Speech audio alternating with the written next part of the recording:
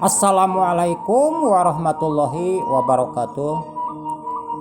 Mitra-mitra sadayana wilujeng penak deui sareng Kang Ari Bentarnya. Biasa dina acara dongeng Sunda. Ieu dongeng Sunda teh anu nyandak judul Sobat Siluman. Seri anu ka-20.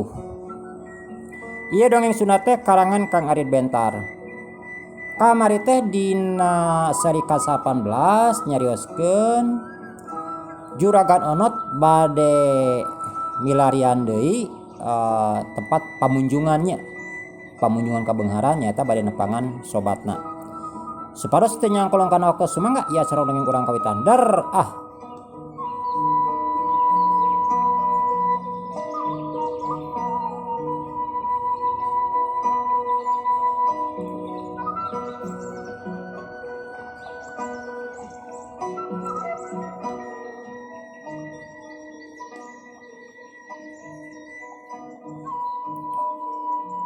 Malahan mah dibere duit ku Juragan Onot teh atuh supir teh meuni atoheun. Teu kacatur di jalanna Juragan Onot geus nepi ka kampung Cikembang. Malahan mah geus aya hareupeun imah Bahnara. Teu kungsi nanyakeun Juragan Onot teh da kungsi cicing di eta imah. Basa manehna neangan ka Beungharan jeung Bahnara. Jadi sobatna teh sobat ti baheula sakapeurih sakanyeri. Sarua Bahnara ge baheula sangsara balangsak nepikeun ka panggih ka ngobrol nepikeun ka munjung mujana kasiluman. Ari imah Bahnara gede kacida. Buruanana meuni lega sigana mah paragi moe pare.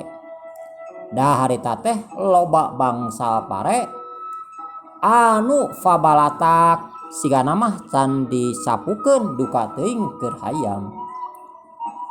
Di gigireunana aya balong, eta balong kacida legana. Caina ngagolontor jeung caina teh meuni herang bubuhan cai langsung ti pagunungan. Laukna meuni cinggaru dibeg pikabetaheun matak betah anu nempo komo mun bari maraban mah. Lauk teh siling udag kadang-kadang silih bintih. Si oreng lauk ge sok paudag-udag persis model jelema. Jeung garede tur loba pisan eta lauk teh. Sigana mah teu kaetung kana ngarebu. Sigana mah melak mineng ari ngala tara beda jeung urang. Ngala mineng melak tara beak jeung gaang-gaangna, beak jeung keuyeuk-keuyeukna. Geus nepi kana panto Juragan imah Juragan Onot kakatrok kana panto. Sampurasun. Sampurasun. Cek Juragan Onot. Rampes. Saha? Ti jero aya nu nembalan brai panto dibuka. Si horeng anu muka panto teh Bahnara pisan. Ari umur Bahnara memang sahanapeun Juragan Onot. Jadi disebut abah teh duka teh geus wisan ting kumaha.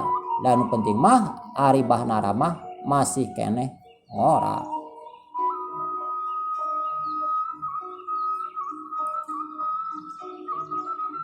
Hampir 10 tahun teu panggih jeung Bahnara teh.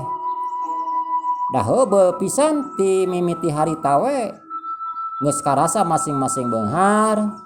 Duanana ge hampir poho sibuk ku nguruskeun dunya. Onot, cek Bahnara. Dati baheula ge Bahnara nya ge sahanapeun Bah Onot anggar we nyebut teh ngaran. Komo teh heula menyebut teh si Konot, ayeuna mah leuheung tara make si. Da meureun geus beunghar. Ari juragan onot anger manggilna teh abah. Cek Bahnara meuni bungaheun panggih jeung sobat dalitna teh. Ya bah ngahaja ka dieu. Hayu asup, cek Bahnara bari nitah asup ka jero. Atuh juragan onot teh langsung ka jero. Gek juragan onot diuk dina kursi.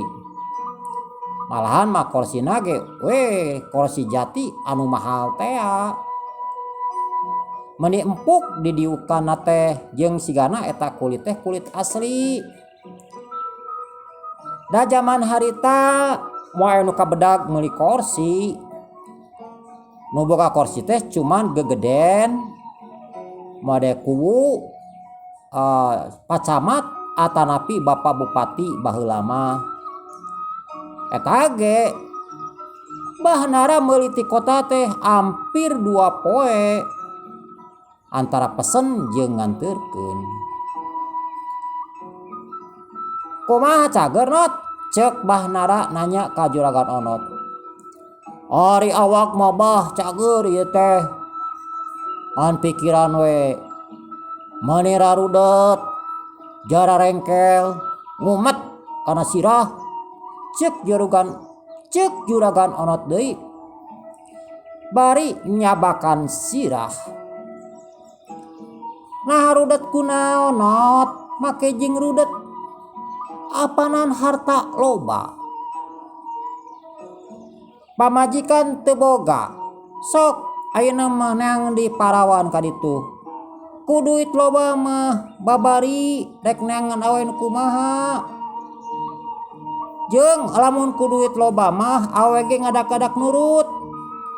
Ceuk Bahnara panjang dina ngobrolna teh. Oh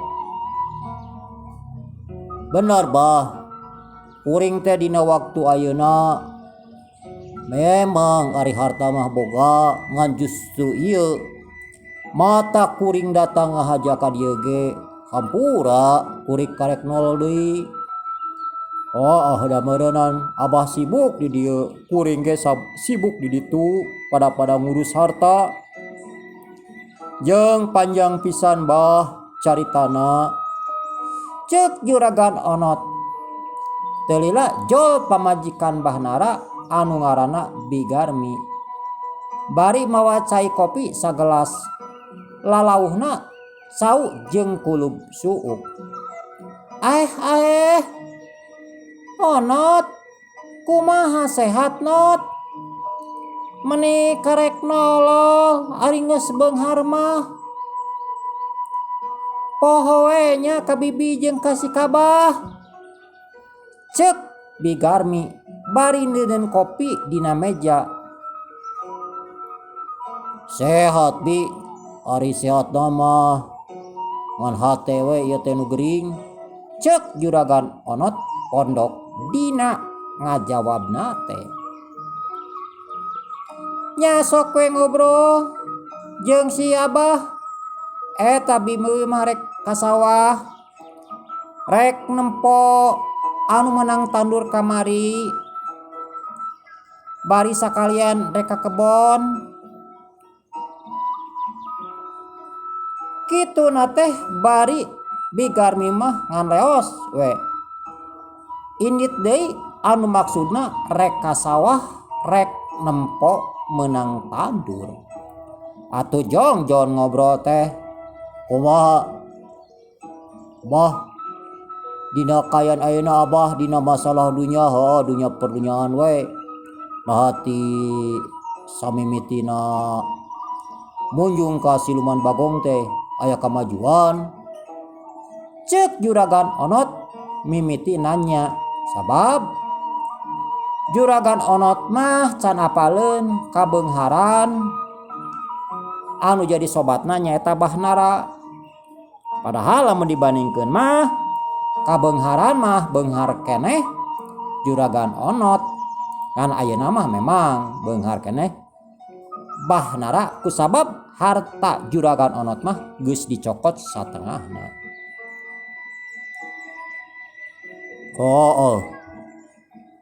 Kuring teh bah lain naon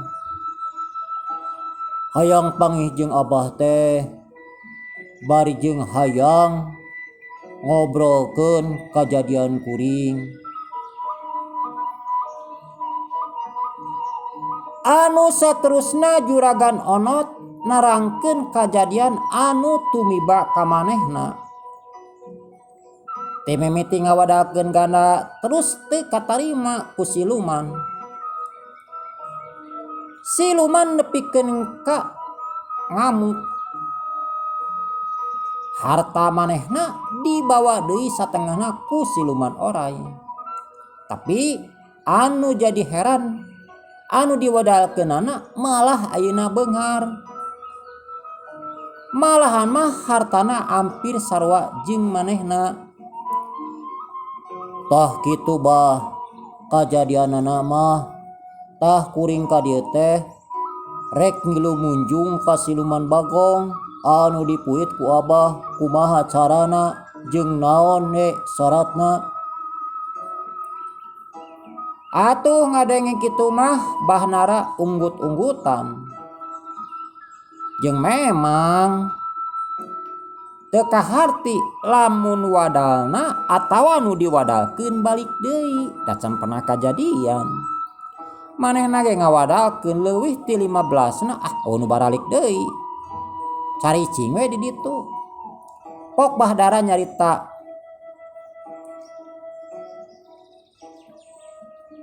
Asa teu kaharti not. Nah, eta nepikeun kanu diwadalkeun balik deui. Kan kuring oge ngawadalkeun teh kalek lain hiji dua aya kana 15na. Eueuh nu balik deui. Ari masalah harta mah wah loba. Cek kasarna mah rek sapoe mencit lomah hiji oge moal bangkrut. Ngan memang ari sataun teh asa teu karasa waktu teh nyerelek. Ayeuna ge pan kudu geus seba deui ka siluman bagong teh. Ari carana munjung ka siluman bagong mah nya sebenarnya mah kitu keneh. Nya hayu we urang nepungan Aki Kuncena anu di Gunung Poek. Jeung ari syaratna mah sasajen we sarua jeung urang basa munjung baheula. Bade munjung ka oray kitu. Eueuh bedana sebenarna mah. Jeung sarua tunji. Sataun hiji. Da nu penting mah lain ku masa saja not ari siluman mah nyaeta nu penting mah pasebaanana atawa wadalna kudu bener diperhatikeun. Lamun teu kitu pasti harta urang dicokot. Jeung urang ge bisa kaancam. Ya kaancam teh bisa-bisa urang nu dicokot ku siluman. Tah kitu not. Cek bahnara rangkeunana panjang lebar. Supaya juragan onot ngartieun jeung paham. Da bener. Baheula oge basa munjungna ka siluman bagong sasajen mah kitu keneh. Da cek Aki Kuncen oge piraku cenah siluman butuh cau sasiki kembang saeutik menyan saples. Pan beunghar mena teh eta mah keur syarat tungkul tandana urang pengabdian. Abah bisa nganter teu ka ditu ka Aki Kuncen? Cek juragan onot deui. Hayu not ku abah dianter. Tapi inditna kewe sore ameh nepi ka ditu kana peuting. Jadi orang tenang sewaktosna mitra.